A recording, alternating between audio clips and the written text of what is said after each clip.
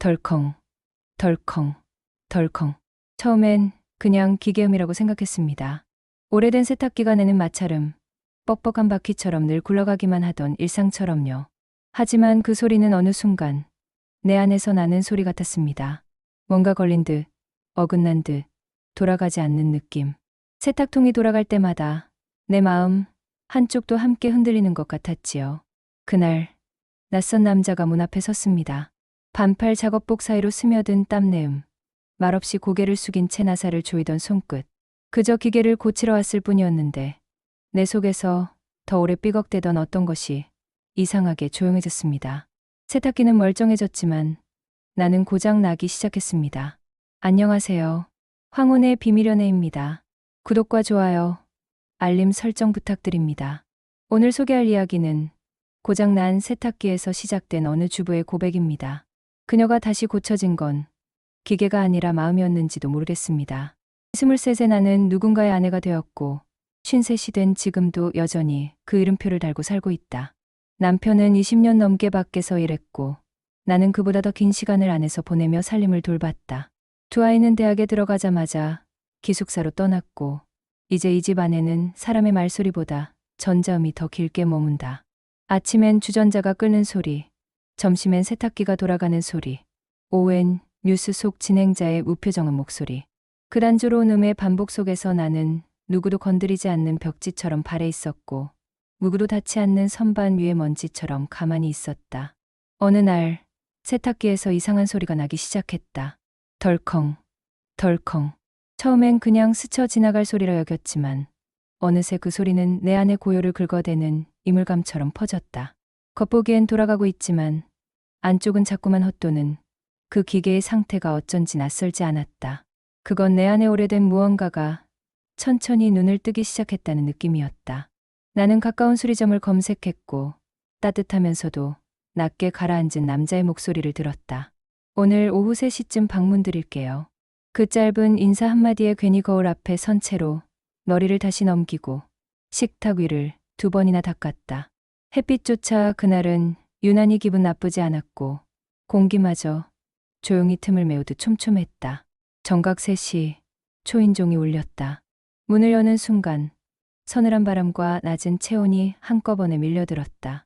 짧은 소매 아래로 스며든 여름의 향기, 일정한 리듬으로 울리는 발소리, 그리고 그 틈 사이로 비치는 낯선 온기. 세탁기, 어디 있죠? 말은 간단했지만 눈빛은 어딘가 머물러 있었다. 나는 말없이 고개를 돌려 부엌을 가리켰고 그는 천천히 안으로 들어섰다. 기계 앞에 앉은 그의 뒷모습은 무언가를 수습하듯 조용했고 손끝에서 도는 공구의 금속성이 방 안의 정적을 자르듯 울렸다. 그의 손끝은 매만지듯 부드럽게 움직였고 그의 호흡은 무언가를 달래는 듯 규칙적이었다. 시간이 멈춘 것처럼 나는 그 움직임 하나하나를 따라가고 있었다. 작은 나사가 바닥으로 굴러갔고 나는 무심코 손을 뻗었다. 동시에 그의 손도 움직였다. 그리고 아주 잠깐 그 손끝과 나의 손끝이 스쳤다. 짧았지만 깊게 남은 감각이었다. 마치 오랜 가뭄 끝에 내린 첫 빗방울처럼 찰나의 스침이 내 안에 천천히 스며들었다. 따뜻하고 단단한 하지만 말 없는 온기. 나는 먼저 시선을 거두었다.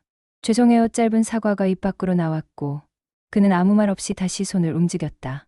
하지만 그의 시선은 여전히 내 안에서 멈춰 있었다. 낯선 사람이었지만 이상하리만큼 익숙하게 마음을 눌렀다. 세탁기는 다시 무언가를 삼키듯 조용히 돌아가기 시작했고 그는 묵묵히 자신의 일에 집중했다. 고맙다는 말은 목구멍에서만 맴돌았고 대신 나는 냉장고에서 주스병을 꺼내 그에게 건넸다. 덥죠. 한잔하세요. 그는 고개를 저었지만 결국 조용히 병을 받아들었다. 그가 병의 입구에 입을 가져다 대던 순간 나는 괜히 숨을 들이켰다. 병목을 따라 흘러내리는 액체가 그의 안으로 스며드는 것을 바라보며 나 또한 묘하게 목이 말랐다. 시간이 천천히, 아주 천천히 움직이는 것 같았다. 마루 끝에 앉은 그의 옆모습은 무심했지만 그 무심함 속에 어떤 결이 있었다. 나는 그를 바라보며 생각했다. 이 사람은 왜 이 낯선 공간 안에서 이렇게도 자연스러운 걸까? 어디 하나 틈없이 메워진 집 안에서 왜 이 사람만은 틈처럼 느껴지는 걸까? 그는 아무렇지 않게 말했다. 요즘 기계는 겉으론 멀쩡해도 속은 쉽게 무르더라고요. 말은 기계 이야기였지만 나는 그 문장을 내 마음 깊숙이 담았다. 무너진 안쪽에 스며든 바람처럼 그 말은 조용히 퍼졌다. 현관까지 그를 배웅하던 순간 그는 마지막으로 말했다. 혹시 다음에 또 뭐 고장나면 불러주세요. 단순한 인사였을지도 모른다. 하지만 나는 이상하게도 그 말이 내 안에 오래된 문을 두드리는 소리처럼 들렸다. 문이 닫히고 그가 사라진 공간에는 한 줄기 낯선 온기가 남았다.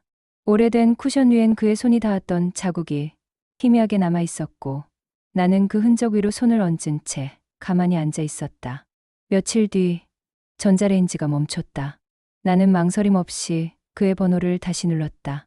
삐소리와 함께 다시 연결된 목소리를 들으며 내 안 어디선가 덜컹거리던 감정이 다시 움직이기 시작했다. 그는 다시 나타났습니다. 마치 정해진 순번처럼 어떤 연락도 없이 느닷없이 마당에 들어서 있었지요. 오래된 전자레인지 앞에서 고개를 살짝 기울이고 서 있는 그의 모습은 고장이 난 건 기계인지 마음인지 분간하기 힘들 만큼 묘했습니다. 그날따라 바람은 어깨 위를 스치듯 부드럽게 흘렀고 볕은 느긋하게 마당 구석구석을 데우고 있었습니다. 나는 문고리를 잡은 손끝에서 느껴지는 떨림이 지난번처럼 어지럽지는 않다는 걸 깨달았습니다. 망설임이 없었다는 건 이미 마음이 그를 기다리고 있었다는 뜻이었겠지요. 그는 이번에도 말이 적었습니다. 하지만 그의 손길은 익숙했습니다. 전자레인지를 열고 안쪽을 살피고 나사를 풀고 다시 조이는 일련의 과정 속에서 나는 이상하게 안도감을 느꼈습니다.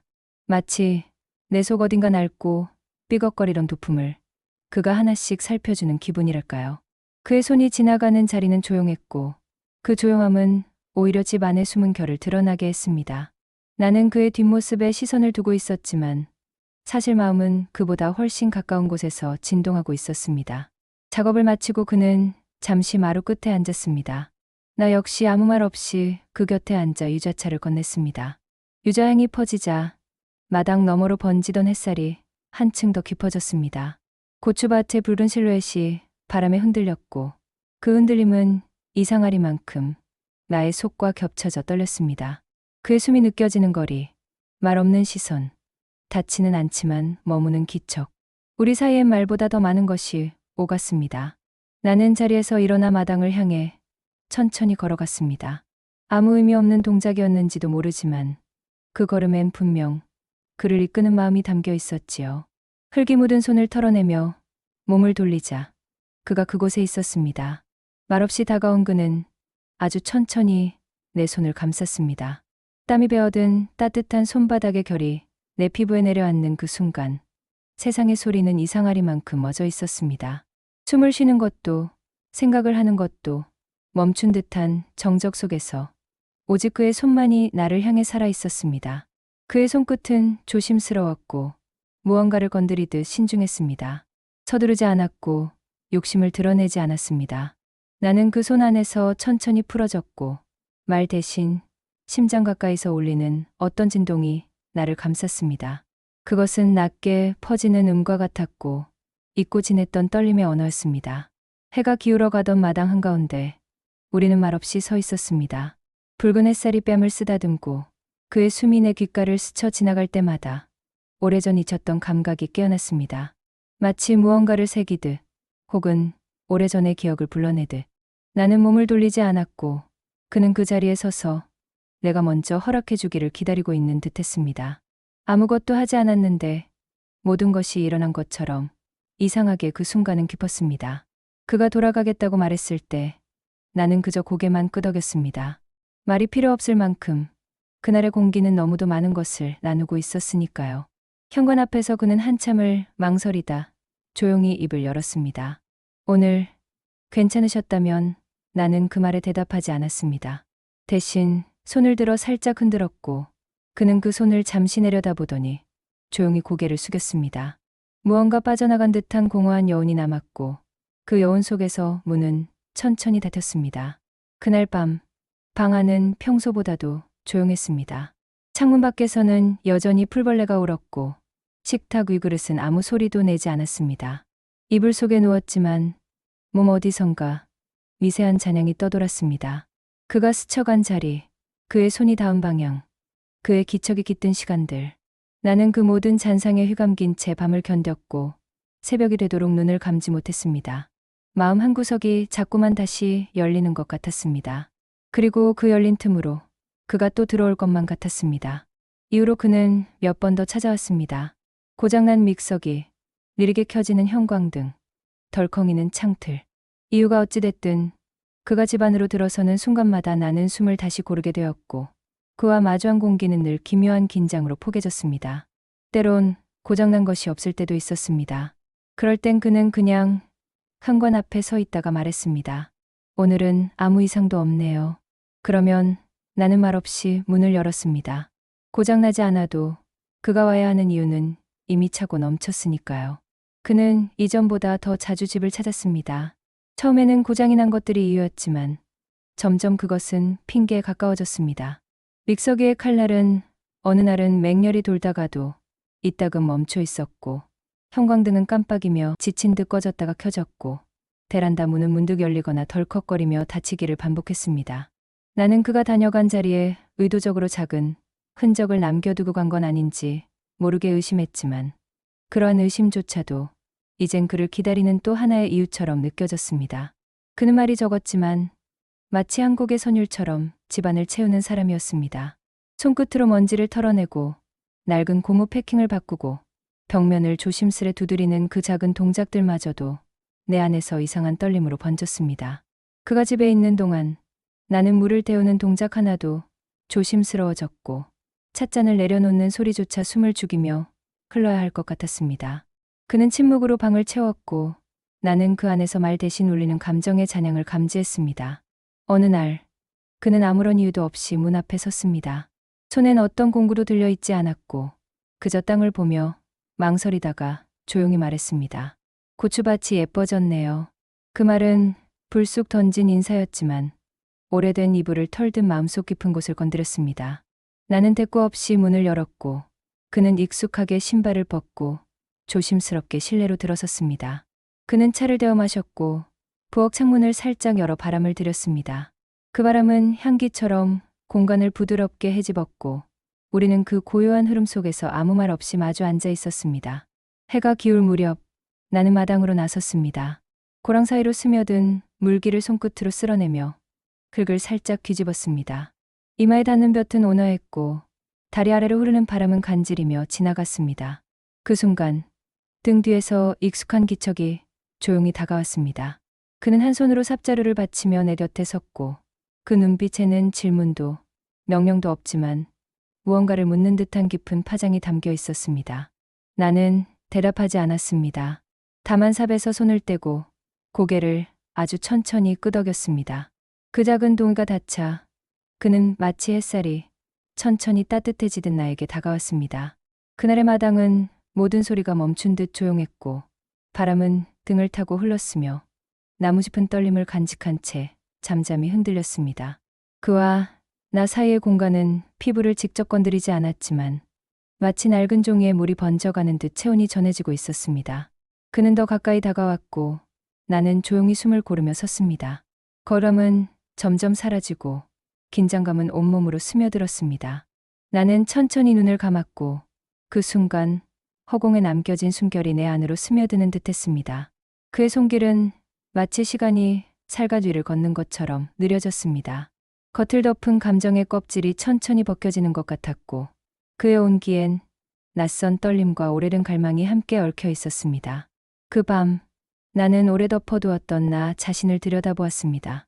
말없이 겹겹이 쌓였던 체념과 구겨진 감정들, 어느 순간 무심히 새어나가던 외로움들.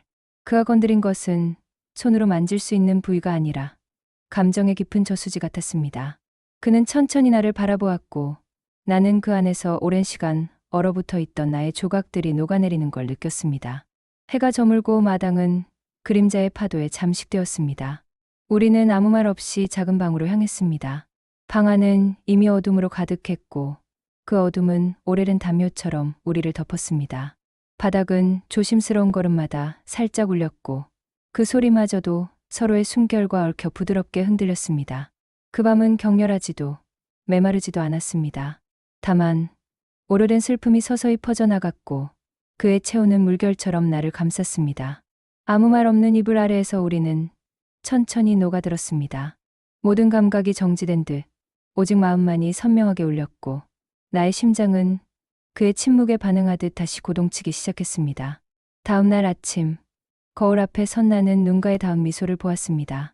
오래된 욕망이 처음으로 부끄럽지 않게 얼굴을 드러냈고 그의 흔적은 말 없이 방 안을 물들이고 있었습니다.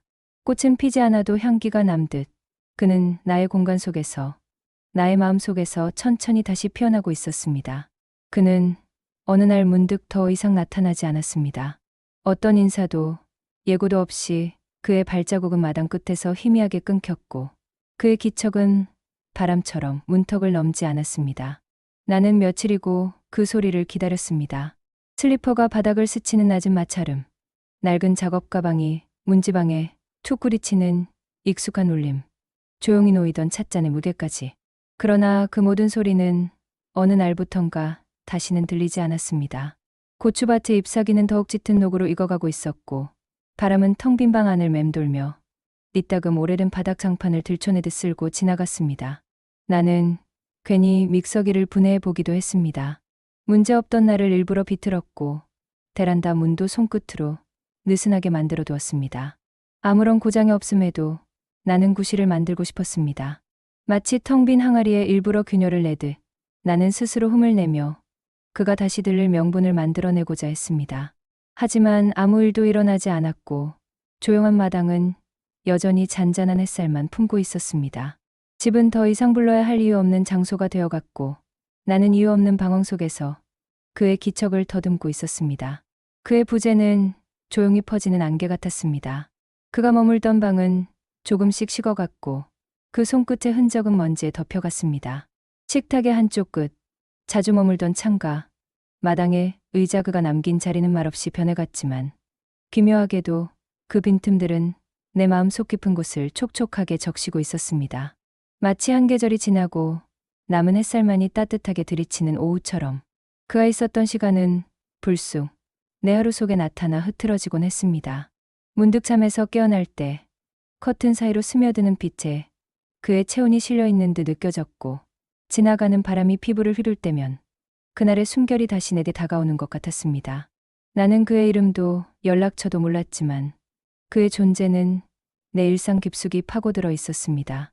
아무도 모르게, 그러나 아주 선명하게. 나는 그의 부재를 지우기보다 그가 남긴 틈을 따라 조금씩 스스로를 다시 정리해 갔습니다.